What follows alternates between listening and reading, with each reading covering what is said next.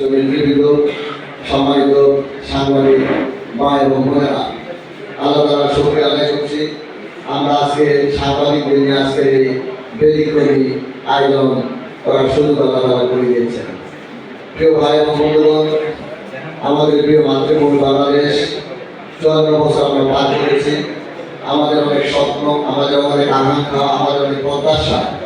সেই প্রত্যাশার জায়গাগুলি আমরা বারে বারে হোঁচট খেয়েছি। আমরা আমাদের কাঙ্ক্ষিত লক্ষ্যে পৌঁছতে পারি নাই। পৌঁছতে না পারার কারণে নানা সময় যে বৈষম্য, অনিয়ম, দুর্নীতি এবং মানুষের অধিকার নিয়ে ছেলেবেলা করা হয়েছে, সেই জায়গা থেকে বারবার বিভিন্ন সময় আন্দোলন সংগ্রাম করা হয়েছে।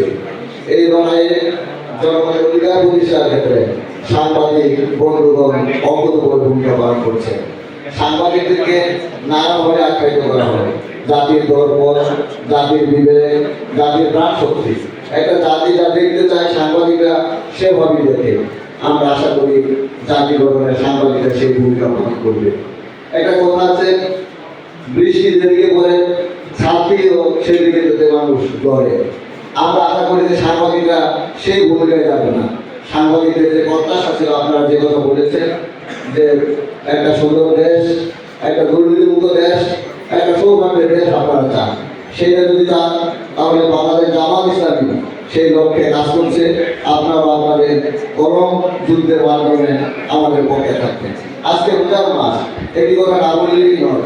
আমাদের সামনে ইফতার সামগ্রিক ইফতার দেওয়া হয়েছে। যদি বলা হয় যে আপনারা ইফতার করেন, নিঃসন্দেহে কেউ করবেন না। যদি বলা হয় প্রধানমন্ত্রীর পক্ষ থেকে নির্দেশ দেওয়া হয়েছে, করেন, কেউ করবেন না। যদি বলা হয় 1,000 টাকা দেওয়া হবে, করবেন না। যদি বলা হয় 5,000 টাকা 50,000 টাকা দেওয়া হবে, তারপরে ইফতার করবেন না। কেন? আমরা জানি আল্লাহর হুকুম। আজকের ইফতারের সময় খুব সম্ভবত 6টা 7 মিনিট অথবা 6টা 6 মিনিট।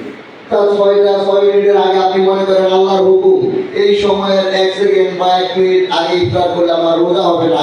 সেই রবকে ভয় করে আপনি 1 লাখ টাকার 50,000 টাকার অফার প্রত্যাখ্যান করছেন। সুতরাং একটু হিসাব করলে সেই রবের প্রতিনিয়ত কত হুকুম রয়েছে আমাদের, একটা দুইটা না, শত শত হুকুম রয়েছে। সেই হুকুমগুলি আমি কিভাবে পালন করছি আর তামিল করছি। মিথ্যা কথা বলা যাবে না, অন্যায় করা যাবে না, চুরি করা যাবে না, ডাকাতি করা যাবে না, মানুষকে ঠকানো যাবে না। এরকম যদি তালিকা করা হয়, কবিরা গুনাহের তালিকা থেকে 70 থেকে 100 কবিরা গুনাহ হয়েছে, তাহলে এই অন্যায়গুলি কিন্তু আমরা করছি।